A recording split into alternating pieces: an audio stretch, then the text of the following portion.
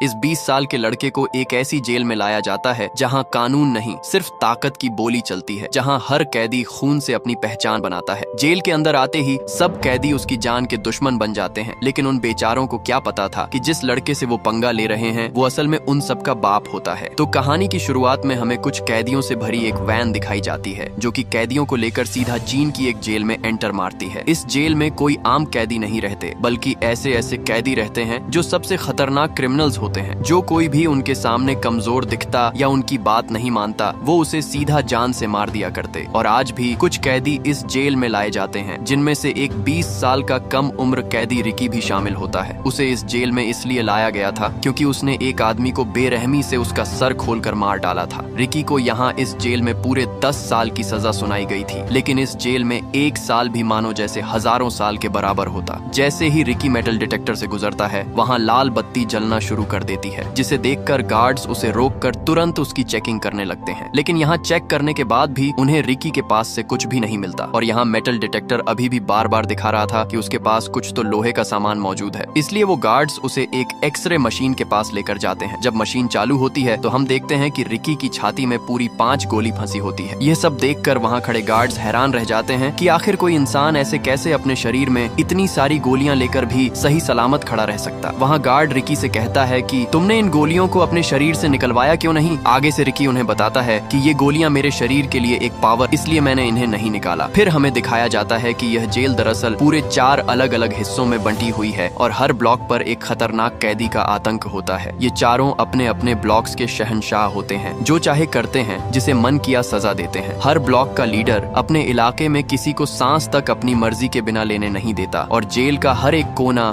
खून, डर और जुल्म से भरा हुआ है। सुबह होते ही सभी लोग अपने कामों में लगे हुए थे, तभी वहाँ एक कैदी आता है जिसका नाम माइकल था, जो कि साउथ ब्लॉक का लीडर था। वह आते ही वहाँ एक कमजोर कैदी ओइंग को पीटने लगता है, क्योंकि कल उसने उसका कुछ कहना नहीं माना था, इसीलिए वह उसे वहाँ कुत्ते की तरह पीट डालता है। असल में ये आदमी अपनी आधी से ज्यादा जिंदगी इस जेल में बिता चुका था और उसे इस जेल से बाहर जाने की कोई भी उम्मीद नहीं नजर आ रही होती है, क्योंकि उसे पता था कि वो इन जालिम और बेरहम कैदियों के बीच ज्यादा देर तक जिंदा नहीं बच पाएगा। इसलिए उसने जेल में ही एक छोटा सा खिलौना अपने बेटे के लिए बनाया ताकि वो अपने बेटे को एक आखिरी तोहफा दे पाए। लेकिन इसी दौरान वो खिलौना माइकल उठा लेता है। वो कमजोर कैदी अपना खिलौना उससे वापस मांगता है, क्योंकि यह खिलौना ओइंग ने अपने बेटे के लिए बहुत मेहनत से बनाया था। लेकिन तभी माइकल वो खिलौना उसके सर पर दे मारता है, जिससे वो नीचे जा गिरता है और यहाँ उसके खिलौने के टुकड़े टुकड़े हो जाते हैं। माइकल उसे धमकी देता है कि अगर तूने आज के बाद मुझसे पंगा लिया तो तुझे जान से मार डालूंगा। यहाँ वो बूढ़ा ओइंग उसके ताने सुन सुनकर पूरी तरह तंग आ चुका था और यहाँ अब उसके अंदर माइकल से बदला लेने की आग भड़क उठती है। इसलिए वो शेविंग मशीन उठाकर माइकल की ओर भागता है कि तभी माइकल का चमचा टांग फंसा देता है और यहाँ उल्टा माइकल उसकी ही शेविंग मशीन से उसका मुंह छील डालता है, जिससे वह वहीं तड़पने लगता है। उसकी दर्दनाक चीखें सुनकर एक गार्ड वहाँ आ जाता है, लेकिन वो गार्ड उसे बचाने की जगह उन दरिंदों को उसे और पीटने को कहता चला जाता है और माइकल अपने चमचों के साथ उस बूढ़े ओइंग को पीटने जा ही रहा होता है कि तभी वहाँ रिकी आकर माइकल के पैरों पर लात दे मारता है, जिससे उसका मुंह नीचे पड़ी नुकीली कीलों पर आर पार हो जाता है और वो कीलों की जकड़ उसकी आंख ही फोड़ देती है। और फिर माइकल का चमचा रिकी पर हमला करने जा ही रहा होता है कि रिकी उसे ऐसी खौफनाक नजर से देखता है कि वो तीनों डर के मारे चूहे की तरह वहाँ से भाग निकलते हैं। यहाँ माइकल बच तो गया था, पर अब उसकी एक आंख फूट चुकी थी, जिस कारण उसके अंदर बदले की आग जाग चुकी थी। वो अब बस किसी भी हाल में रिकी को एक दर्दनाक मौत देना चाहता था, तभी उसकी ये बदले की आग ठंडी होगी। इसी दौरान उसका वही चमचा आता है और कहता है कि बॉस, हमें मेड ड्रैगन को उस रिकी को मारने की सुपारी देनी चाहिए, वो उसे कुत्ते की मौत मारेगा। मेड ड्रैगन असल में यहाँ का सबसे खूंखार कैदी है, जो भी उसके आड़े आता है वो उसे भगा भगा कर कुत्ते की मौत मारता है। मेड ड्रैगन को अभी के लिए वार्डन ने एकाल कोठरी में बंद करके रखा है, क्योंकि उसने हाल ही में वार्डन के घोड़े को जिंदा मार कर खा गया था। फिर माइकल एक गार्ड से डील करता है और कहता है कि आज ही ओइंग को बताओ कि उसकी सजा को और बढ़ा दिया गया है और अब वह इस जेल में पूरे 20 साल और बिताएगा। वह गार्ड सीधा ओइंग के पास आता है और बताता है कि अब तुम्हारी रिहाई कैंसिल कर दी गई है और अब से तुम्हें 20 साल और इस जेल में गुजारने होंगे। ये सुनकर उस बूढ़े कैदी ओइंग के पैरों तले जमीन खिसक जाती है, क्योंकि वो जानता था कि अगर अब वह इस जेल में रहा तो माइकल उससे अपना बदला जरूर लेगा और उसे तड़पा तड़पा कर मार डालेगा। इसलिए वह गार्ड्स के पैर पकड़कर उनसे रिहाई की भीख मांगने लगता है, लेकिन वो गार्ड्स आगे से उल्टा उसे पीट कर वहाँ से चले जाते हैं। इससे पहले कि अब वह और तड़प तड़प कर यहाँ अपनी जिंदगी गुजारता, उसी रात रात वो अपने आप को फंदे पर लटकाकर खत्म कर लेता है। ये खबर पूरी जेल में फैल जाती है। यहाँ रिकी को भी पता चल जाता है कि जिसकी उसने उस दिन जान बचाई थी वो बेचारा मारा जा चुका है। जब गार्ड्स उसकी लाश वहाँ से ले जा रहे होते हैं तब वहाँ रिकी आ जाता है। वो जब ओइंग के हाथों पर लगी हथकड़ी देखता है तो वो उन गार्ड्स को उसके हाथों से हथकड़ी खोलने के लिए बोलता है और कहता है कि वो मर चुका है, कम से कम अब तो उसे आजाद कर दो। तभी रिकी उसकी हथकड़ी को वहाँ अपने हाथों से ही तोड़ डालता है। ये देखकर वो गार्ड्स हैरान रह जाते हैं कि इतनी मजबूत हथकड़ी कोई नॉर्मल इंसान कैसे तोड़ सकता है। फिर रिकी ओइंग का वही खिलौना निकालता है जो कि उस दिन माइकल ने तोड़ दिया था और जिसे रिकी ने अब ठीक कर दिया होता है। वो उस खिलौने को उसकी बॉडी पर रख देता है ताकि उसकी आत्मा को थोड़ा सा सुकून मिल सके। अब ओइंग को मरता देखकर उसका दिल अंदर से टूट जाता है और एक बार फिर से रिकी के अंदर बदले की आग भड़क जाती है और अब वो माइकल से ओइंग का बदला लेने के लिए तैयार था। अगली सुबह सब कैदी नहाने के लिए आते हैं। जब रिकी नहा रहा था तब वहाँ माइकल भी आ जाता है और इसी दौरान वहाँ वो खूंखार कैदी मेट ड्रैगन आ जाता है। वो सीधा आकर रिकी के मुंह पर एक जोरदार मुक्का दे मारता है और रिकी फुटबॉल की तरह उछलता हुआ एक कोने पर जा गिरता है। लेकिन आगे से रिकी भी चीते की तरह उठ खड़ा होता है और उसके पेट पर इतने जोर का मुक्का दे मारता है कि उसका पेट अंदर से फटकर सारा सामान बाहर आ जाता है और वो वहीं मौके पर मारा जाता है। ये देखकर माइकल एक कील को लेकर सीधा रिकी के हाथ के अंदर घुसा देता है, लेकिन आगे से रिकी भी उसका हाथ अपनी ताकत से चूरा चूरा कर देता है। अब रिकी का बदला लेने का वक्त आ चुका था और वो मौके का फायदा उठाकर एक मुक्के में सीधा माइकल के पेट को चीर कर रख देता है और आखिरकार माइकल का काम वहीं पर तमाम हो जाता है। सामने खड़े कैदी ये सब देखकर अपने होश ही खो बैठते हैं। इसी दौरान गार्ड वहाँ आकर उसे पकड़ कर ले जाते हैं। तभी वहाँ एक कैदी नारुमी जो कि नॉर्थ ब्लॉक का लीडर था वो उसके पास आता है। आया तो वो रिकी के अंदर अपना डर बिठाने के लिए था, लेकिन जब उसने रिकी के हाथों मेट ड्रैगन को मरते देखा तब वो उसे अपना पार्टनर बनने के लिए कहता है, लेकिन रिकी उससे कुछ भी कहे बिना वहाँ से चला जाता है। फिर उसे एक ऐसे सेल में बंद कर दिया जाता है जहाँ सबसे खतरनाक कैदियों को रखा जाता था। जैसे पहले मेट ड्रैगन था, लेकिन अब उसे यहाँ इस सेल में छोड़ दिया गया होता है। लेकिन तभी उसके सीने के अंदर अचानक से दर्द शुरू हो जाता है। ये दर्द उन गोलियों का था जो कि उसके सीने में फंसी थी। तभी उसे अपनी ट्रेनिंग और मास्टर की याद आती है और फिर वो चुपचाप अपने ध्यान में मगन हो जाता है और इसी के साथ हमें फ्लैशबैक का सीन दिखाया जाता है जब रिकी एक स्टूडेंट हुआ करता था और उसके माँ बाप पहले ही इस दुनिया से जा चुके थे। वो वहाँ अपने माँ बाप की कब्र पर आता है तो वहाँ उसके सामने उसका मास्टर झांग खड़ा हुआ था जो बचपन में उसे मार्शल आर्ट की ट्रेनिंग दिया करते थे। मास्टर उसे उसकी ताकत दिखाने के लिए कहता है, लेकिन जैसे ही वो मास्टर पर हमला करता है मास्टर उसे एक ही झटके में नीचे गिरा देता है। फिर मास्टर उसे बताते हैं कि तुम अभी पूरी तरह परफेक्ट नहीं बने हो, तुम्हारे अंदर अभी भी कमजोरियां हैं जिसे तुम्हें पूरा करना होगा और उसे पूरा करने के लिए अभी काफी समय लगेगा, तब जाकर तुम एक खिलाड़ी फाइटर बन पाओगे। ये सब सुनकर रिकी मास्टर के कदमों में जा गिरता है और गिड़गिड़ा कर कहता है कि मास्टर, मुझे हर हाल में खिलाड़ी फाइटर बनना है, मैं अपनी हर कमजोरी को दूर करूंगा चाहे कितना भी समय लगे। फिर मास्टर उसकी कड़ी ट्रेनिंग शुरू कर देता है और यहाँ मास्टर रिकी से कहते हैं कि सबसे पहले तुम्हें अपने दिमाग और शरीर पर कंट्रोल करना होगा, फिर तुम्हें अपने दिमाग से सारा गुस्सा और नफरत बाहर निकालनी होगी। मास्टर उसके सामने एक पत्थर रखकर बोलते हैं कि अपने पूरे दिमाग को कंट्रोल करके इसे तोड़ कर दिखाओ। फिर रिकी अपने दिमाग को शांत करके वहाँ रखे पत्थर को एक कागज की तरह चीर डालता है। ये देखकर मास्टर वहाँ उस पर पत्थरों की बारिश शुरू कर देता है। आगे से रिकी भी उन्हें ऐसे चीरता डालता जैसे कोई चीता हो। आखिर में मास्टर सबसे बड़ा पत्थर उठाकर सीधे उसके सीने पर दे मारता है, लेकिन इसे भी रिकी आसानी से तोड़ देता है। अब यहाँ मास्टर को समझ आ जाती है कि रिकी अपने आप पर पूरी तरह कंट्रोल करना सीख गया है और अब उसकी ट्रेनिंग कंप्लीट हो चुकी है। इसके बाद सीन शिफ्ट होता है और हमें रिकी दिखाया जाता है जो अपने सेल में बैठा ध्यान लगा रहा होता है कि इसी दौरान वहाँ एक गार्ड आकर उसे कहता है कि तुम्हें असिस्टेंट वार्डन ने बुलाया है। इसलिए उसे सीधे असिस्टेंट वार्डन के पास लाया जाता है जिसका टेबल खाने से भरा पड़ा था। उसका एक हाथ नहीं था, इसीलिए उसने अपने हाथ की जगह पर कुंडे वाली हुक लगा रखी थी और खाना भी वहाँ उसी हुक से खा रहा था। यहाँ वार्डन गार्ड को रिकी की रिपोर्ट पढ़ने को कहता है। गार्ड रिकी की रिपोर्ट पढ़कर बताता है कि वो एक अनाथ है, उसके माँ बाप नहीं थे और वो बचपन से ही अनाथ आश्रम में ही रह रहा था। उसे स्कूल से भी इसलिए निकाल दिया गया था क्योंकि वहाँ भी वो हर किसी को भी पकड़कर पीटना शुरू कर देता था।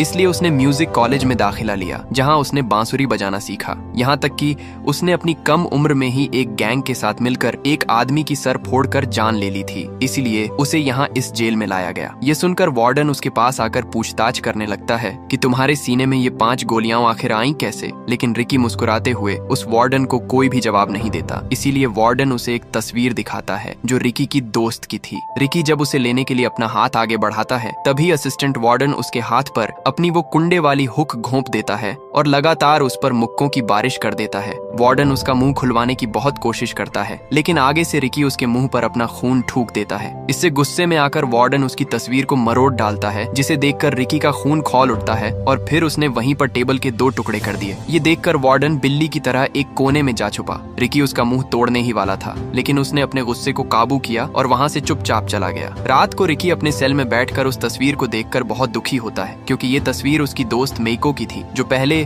दोनों हर दिन अपनी जिंदगी हंसी खुशी गुजारते थे, लेकिन जेल आते ही उसकी जिंदगी एक गली के कुत्ते की तरह होती जा रही थी। वो मेको को याद करते हुए वही बांसुरी बजाता है जो वो उसके साथ बैठकर बजाता था, लेकिन तभी एक गार्ड आकर उसे बांसुरी बजाने से मना करता है और कहता है कि अगर दोबारा तूने बांसुरी बजाई तो मैं तेरी बजा दूंगा। अगले दिन जब माइकल का चमचा अपने सेल से बाहर आया, तब उसके पीछे कुछ कैदी पड़ जाते हैं, क्योंकि उसी की वजह से ओइंग अपनी जान से हाथ धो बैठा। अब ये सब उससे ओइंग का बदला लेना चाहते थे। वो उसे एक धारदार तलवार से काटने ही वाले थे, लेकिन तभी वहाँ वही कैदी नारुमी आता है। वो उन्हें उसे मारने से मना करता है, क्योंकि अगर उसे मार दिया गया तो तुम सबकी सजा और बढ़ा दी जाएगी, यहाँ तक कि उन्हें सजाए मौत भी हो सकती है। लेकिन वहाँ वोंग नाम का कैदी उस पर गुस्सा होता है और कहता है कि जब हम लोगों पर जुल्म होता था तब तुम कहाँ थे? उस वक्त तुमने हमारी मदद क्यों नहीं की? और अब जब हमारी बारी आई तो तुम इसे जिंदा रहने के लिए क्यों छोड़ रहे हो? हमें इसे जिंदा नहीं छोड़ना चाहिए, हमें इसे मारना ही होगा। ये सुनकर नारुमी गुस्से में आ जाता है और वही धारदार तलवार लेकर उसका मुंह बीच से काट देता है, जिससे वो वहीं तड़पने लगता है। इधर ऊपर खड़ा हरामी वार्डन उसे देखकर बहुत खुश होता है और कहता है कि तुमसे मुझे यही उम्मीद थी और अब तुमने मेरा दिल जीत लिया है। वार्डन उसके मुंह में बेरहमी से नुकीला हुक फंसाकर उसकी जिंदा लाश घसीटता हुआ वहाँ से ले जाता है। उसी दिन वार्डन नारुमी को अपने केबिन में बुलाता है और एक हथियार देकर कहता है कि जिस तरह तुमने वोंग को मारा है, उसी तरह अब तुम्हें रिकी को भी जान से मारना होगा। ये सुन नारुमी सोच में पड़ जाता है, क्योंकि वोंग तो एक आम कैदी था, इसलिए उसने आसानी से उसे फाड़ दिया। पर रिकी कोई आम सा कैदी नहीं है। अगर उसने रिकी से पंगा लिया तो वो उसे भी मेड ड्रैगन की तरह चीर कर रख देगा। लेकिन वार्डन का हुक्म था, इसलिए वो ये करने के लिए मान जाता है। इसके बाद नारुमी जेल के ग्राउंड में पहुंचता है। वहाँ उसने वोंग को जंजीरों से जकड़कर एक लकड़ी के ढांचे पर लटका रखा था, ताकि उसको तड़पता हुआ देखकर बाकी कैदियों के दिलों में उसका खौफ बढ़ जाए और कोई भी दोबारा उसके खिलाफ खड़े होने से पहले 100 बार सोचे। वहाँ उसकी बॉडी को देखकर रिकी को बहुत बुरा लगता है। इसी दौरान नारुमी उस पर हमला चालू कर देता है और दोनों के बीच तगड़ी हाथापाई शुरू हो जाती है। और फिर लड़ते लड़ते तभी नारुमी उसकी आंखों में जलते हुए अंगारे फेंक देता है, जिससे रिकी वहाँ पूरी तरह अंधा हो जाता है। उसे वहाँ कुछ भी दिखाई नहीं दे रहा था। इसी का फायदा उठाकर नारुमी चालाकी से उसके एक बाजू पर चीरा दे मारा, जिससे रिकी नीचे जा गिरता है। लेकिन मौके पर ही रिकी को वहाँ पानी की पाइपलाइन मिल जाती है। उसने जल्दी से वो पाइपलाइन तोड़ दी, जिससे तेज पानी निकलना शुरू हो जाता है और मौके पर ही उसने अपनी आंखें धो डाली और एक बार फिर से वो खौफनाक तूफान बन जाता है और नारुमी पर जानवर की तरह टूट पड़ता है। और तभी वो उसके सर पर ऐसा चमाट दे मारता है कि उसकी आंख कंचे की तरह निकलकर नीचे जा रही होती है। इसी दौरान वार्डन भी वहाँ पहुँच जाता है और नारुमी को ढेर होता देखकर उसका मुंह खुला का खुला ही रह जाता है। रिकी जल्दी से अपनी नसों को खींचकर एक दूसरी से धागे की तरह बांध देता है और एक बार फिर हमले के लिए तैयार हो जाता है। लेकिन तभी अचानक नारुमी हार मान जाता है और एक चाकू सीधा अपने पेट में घोंप देता है। लेकिन ये बस उसकी एक चाल थी। रिकी जैसे ही उसके पास आता है, वहाँ वो अपनी आंतों को बाहर निकालकर रिकी के गले में लपेट देता है। लेकिन रिकी ने मौके पर ही उसे ऊपर उठाकर उसके सर पर ऐसा मुक्का दे मारा कि उसके सर की सब हड्डियों का चूरमा बन गया और उसका काम वहीं पर तमाम हो जाता है। इसके बाद रिकी वोंग की बॉडी नीचे उतारता है। वो सब उसे उठाने की कोशिश करते हैं, लेकिन तब तक देर हो चुकी थी और वोंग वहाँ अपना दम तोड़ चुका था। इसलिए ये देखकर रिकी सब कैदियों से कहता है कि इस बेकसूर की मौत का जिम्मेदार कोई और नहीं, वार्डन ही है। इस कुत्ते को जान से मार डालो। इसलिए सब कैदी उस पर एक तूफान की तरह भागते हैं और उसे मारने के लिए अपना हल्ला बोलने ही वाले होते हैं। तभी वहाँ कोई एक कैदी को पकड़कर उसका सर खोल देता है। ये देखकर सब एकदम से चौंधिया जाते हैं। दरअसल ये तीनों अपने अपने ब्लॉक के लीडर थे और अब यही 3 बच गए थे, क्योंकि चौथा लीडर नारुमी मारा जा चुका था। पहले कैदी का नाम चांग, जो एक लड़की थी, लेकिन चारों लीडर में सबसे खूंखार। दूसरे लीडर का नाम कितामा, जिसने अभी अभी एक कैदी का सर खोला था, और तीसरा लीडर ब्रैंडन था। यहाँ वार्डन रिकी से कहता है कि अगर तुम्हारे अंदर दम है तो इन तीनों को हरा कर दिखाओ। रिकी से सब कैदी भी कहते रहे कि इन सबको मार डालो, लेकिन रिकी आगे से कुछ भी नहीं बोलता और सीधा वोंग की लाश को उठाकर वहाँ से जाने लगता है। वार्डन उसे एक ऑफर देता है और कहता है कि मैं तुम्हें नॉर्थ सेल का लीडर बनाना चाहता हूँ, क्योंकि नारुमी मारा जा चुका है, इसलिए अब मैं उसकी जगह तुम्हें रखना चाहता हूँ। मैंने तुम जैसा खतरनाक कैदी आज तक नहीं देखा।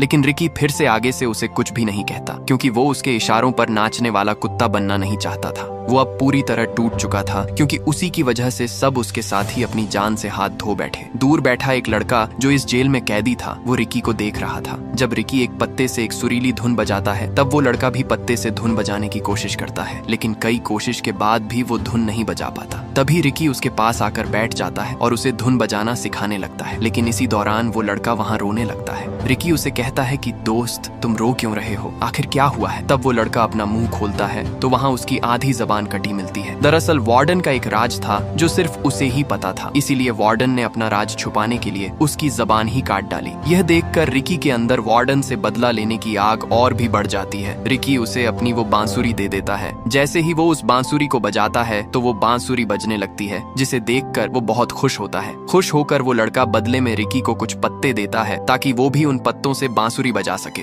लेकिन जब रिकी उन पत्तों को ध्यान से देखता है तो वो हैरान पड़ जाता है, क्योंकि असल में वो पत्ते ड्रग्स बनाने के इस्तेमाल में आते हैं और हकीकत में सब ब्लॉक के लीडर इन पत्तों को बेचकर काफी तगड़ा माल छाप रहे थे। रिकी उससे पूछता है कि ये पत्ते तुम्हें कहाँ मिले? वो उसे बताता है कि मैंने ये पत्ते वेस्ट ब्लॉक से लिए थे। इधर वही लड़की उन्हें ऊपर से छुपकर देख रही थी, क्योंकि वही थी वेस्ट ब्लॉक की लीडर जो सबको ये पत्ते बेचती थी। वो लड़की तुरंत बाकी के लीडर्स के पास जाती है और उन्हें सब कुछ बताती है कि हमारा पोल खुल चुका है, क्योंकि उस लड़के ने उन पत्तों के बारे में रिकी को बता दिया है। इसलिए वो उस लड़के को अपने पास बुलाती है और वहाँ एक लीडर उसे एक चाकू देकर कहता है कि तुम्हें आज रात रिकी का काम तमाम करना पड़ेगा, नहीं तो कल सुबह तुम जिंदा नहीं उठ पाओगे। लेकिन आगे से वो लड़का उन्हें साफ मना कर देता है। तो वो लीडर गुस्से में आकर उसे बेरहमी से खाल नोचकर जान से मार डालती है। उसने उसकी लाश जेल के बीचों बीच रख दी और सब कैदी उसकी लाश देखकर बहुत डरे हुए लग रहे थे। जब रिकी को ये पता चलता है तो वो सीधा उसकी लाश के पास आता है। वहाँ उन जालिम लोगों ने उसकी बॉडी का कीमा बना दिया था। जैसे ही वो लाश के पास आता है, रिकी को वही बांसुरी मिलती है जो उसने उस दिन उस लड़के को दी थी। अपने साथी को मरता देखकर रिकी का खून खौल उठता है। यहाँ वार्डन को भी लड़की के काले कारनामों का पता चल गया था, जिस वजह से वो उससे बहुत गुस्सा होता है। दूसरी तरफ रिकी ने उन पौधों का पूरा बगीचा ही जलाकर राख कर दिया। वो लड़की वहाँ भागती हुई आती है, लेकिन तब तक बहुत देर हो चुकी थी। रिकी गुस्से में कहता है कि जिस तरह तुमने मेरे दोस्त को मारा है, माँ कसम मैं भी तुम्हें उसी तरह तड़पा तड़पा कर मारूंगा। उनके बीच लड़ाई शुरू होने ही वाली थी कि तभी वो लड़की बिजली की तरह दौड़ती है और उसे ऐसा मुक्का मारती है कि वो सीधा दीवार में जा भेजता है। उधर जब जेल के सब कैदियों को पता चलता है कि आग पूरी तरह फैल रही है, तो सब इस अफरा अफरी में मौके का फायदा उठाते हैं और आजादी के लिए बाहर भागने लगते हैं, क्योंकि उनके पास यही एक आखिरी मौका था। दूसरी तरफ वार्डन को सब पता चल जाता है और वो सभी गार्ड पर बहुत गुस्सा होता है। लेकिन तभी एक गार्ड आकर बताता है कि सीनियर वार्डन कल यहाँ आ रहा है। ये सुनकर असिस्टेंट वार्डन के होश उड़ जाते हैं, क्योंकि अगर वो आया तो कैदियों के साथ साथ उसकी भी कुत्ते की तरह पिटाई होने वाली थी। यहाँ रिकी भी अपनी हिम्मत हारने लगता है, लेकिन तभी उसे अपने मास्टर की बात याद आती है। मास्टर ने कहा था कि जब लगे कि तुम हारने वाले हो तो दुश्मन को अपनी असली ताकत का एहसास मत होने दो, बल्कि उसे यकीन दिलाओ कि तुमने हार मान ली है, जिससे वो ठंडा पड़ जाएगा और तब तुम अपनी पूरी ताकत जमा करके हमला करना। रिकी भी वैसा ही करता है और फिर से हमले के लिए खड़ा हो जाता है। लेकिन तभी दूसरा लीडर ब्रैंडन भी वहाँ आ जाता है और रस्सी और कीलों से रिकी पर हमला करता है। उसके पास रस्सी फेंकने की एक खतरनाक तकनीक थी और रस्सियों के कोने पर उसने नुकीली कीलें बांध रखी थी, जो कि बॉडी के आर पार हो जाती थी। फिर वो एक के बाद एक हमला कर करके रिकी की बॉडी को उन कीलों से सील कर जकड़ लेता है। इसी दौरान तीसरा लीडर कितामा भी वहाँ आता है और उसे पकड़ लेता है। वो उसे मारने ही वाला था कि तभी अलार्म बजने लगता है और सबको सेल्स में जाने को कहा जाता है, और जो नहीं सुनेगा उसे गोलियों से भून कर रख दिया जाएगा। कितामा उनकी नहीं सुनता, वो बस रिकी से अपना बदला लेना चाहता था। इसलिए गार्ड्स उस पर गोलियों की बरसात कर देते हैं और फिर सब वहाँ से भाग निकलते हैं। कितामा रिकी को एक सेल में ले आता है, जहाँ सेल के अंदर आते ही उसका दरवाजा अपने आप बंद हो जाता है और दोनों तरफ से सीमेंट सेल के अंदर भरना शुरू हो जाता है और दोनों पत्थर बनकर मरने वाले थे। दरअसल ये वार्डन की ही एक चाल थी। वो किसी भी हाल में रिकी को खत्म करना चाहता था, लेकिन रिकी मौके पर दरवाजे को एक झटके में तोड़कर कितामा को भी बाहर निकाल लेता है। वार्डन पूरी तरह हैरान रह जाता है कि रिकी ने अपने दुश्मन की ही मदद की। उसे उससे ये उम्मीद नहीं थी। रिकी वहाँ खड़ा ही था कि कितामा और सीमेंट के वजन की वजह से वो दोनों नीचे गिरकर बेहोश हो गए। असिस्टेंट वार्डन अपने गार्ड्स को बोलता है कि सीनियर वार्डन कल आ रहा है और जेल में जो कुछ भी हुआ उसके सारे सबूत मिटा दो। मैं वार्डन के जाने के बाद रिकी को खुद सबक सिखाऊंगा। अगले दिन सब वार्डन के आने का वेट करते हैं। कई घंटे के इंतजार के बाद भी उन्हें वार्डन का कोई नामो निशान तक नहीं मिला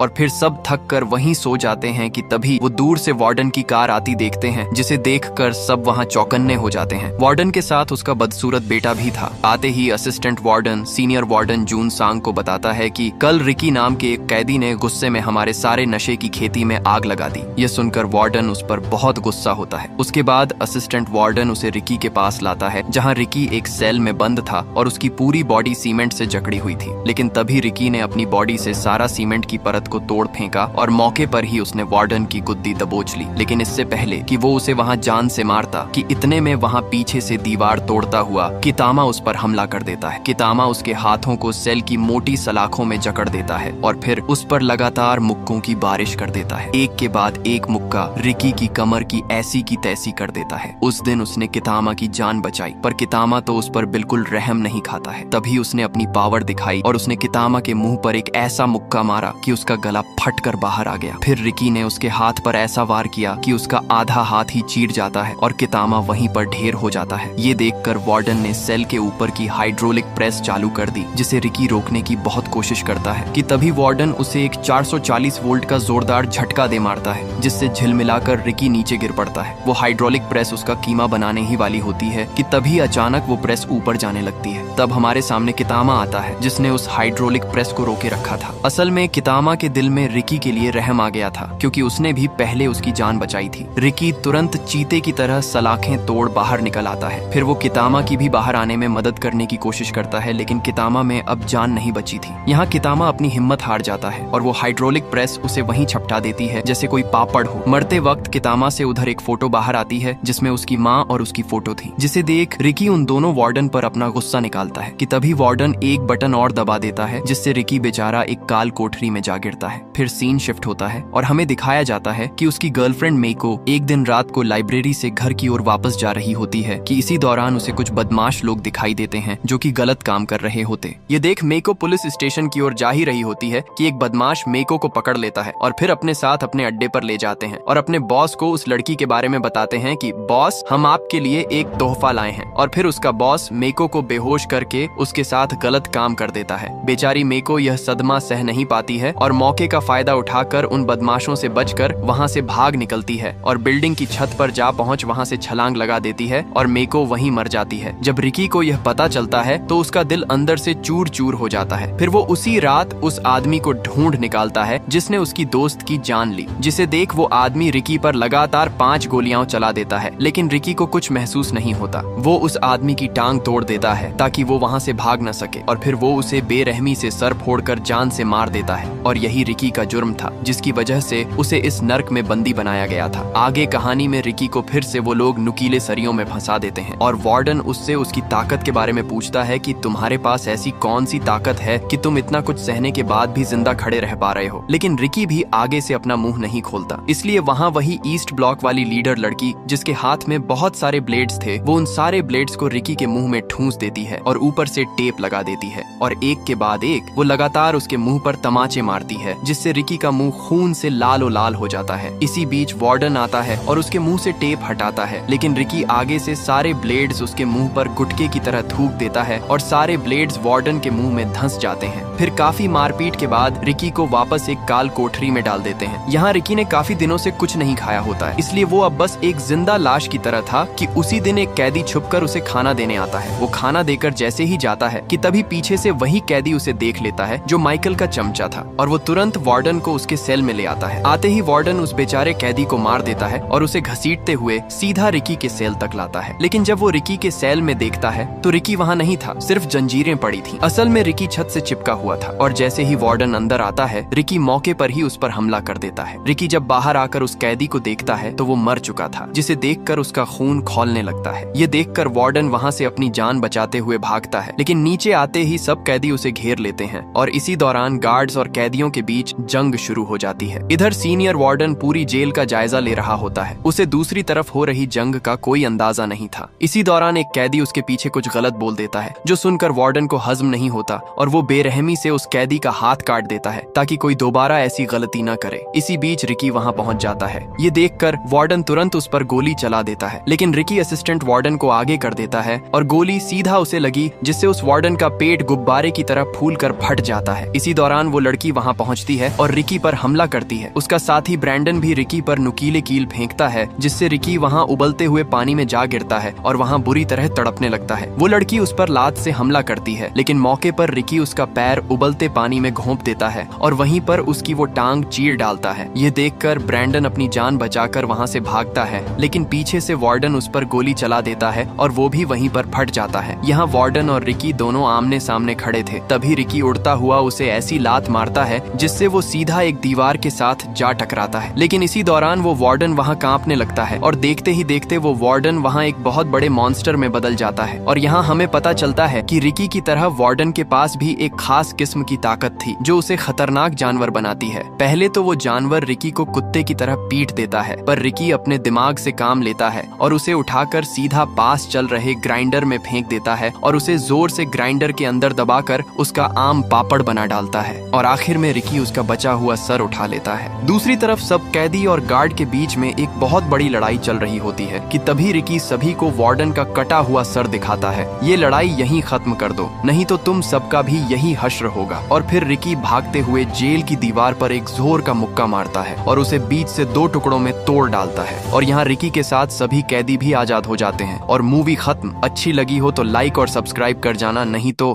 करना। परेशान हो गए हम लोग 2.5 साल से, ये भी परेशान हो गए, हम भी परेशान हो गए, करो फिर।